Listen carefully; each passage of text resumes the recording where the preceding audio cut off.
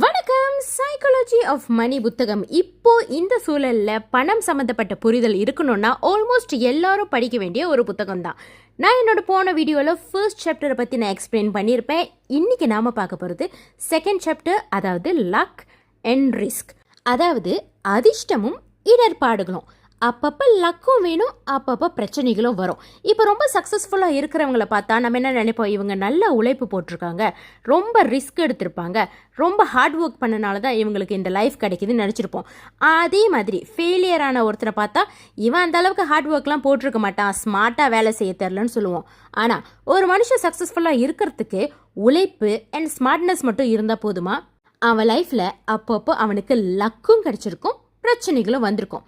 உதாரணத்துக்கு 2 மனுஷங்க எடுத்துக்கலாம். 2 பேருமே புத்திசாலிங்க தான், 2 பேருமே ஹார்ட் ஒர்க் பண்ணுறாங்க, 2 பேருமே கிடைக்கிற ஆப்பர்ச்சுனிட்டிஸை யூஸ் பண்ணிக்கிறாங்க. ஆனால் ஒருத்தர் மட்டும் சக்ஸஸ்ஃபுல்லாக இருக்காங்க, இன்னொருத்தவங்க ஃபெயிலியர் ஆயிடுறாங்க.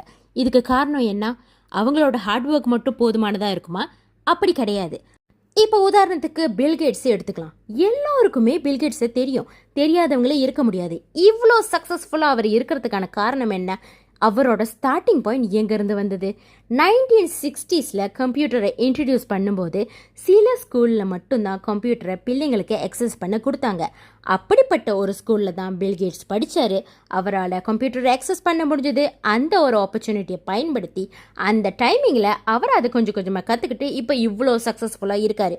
ஒருவேளை கம்ப்யூட்டர் இல்லாத ஏதோ ஒரு ஸ்கூலில் அவர் படிச்சிருந்தா, கம்ப்யூட்டரை பற்றி தெரியாமல் இருந்திருந்தா, இல்லை கொஞ்சம் லேட்டாக தான் அதோட எக்ஸ்போஜர் கிடச்சிருந்தா அவரோட வாழ்க்கையே மாறி இருக்கும்.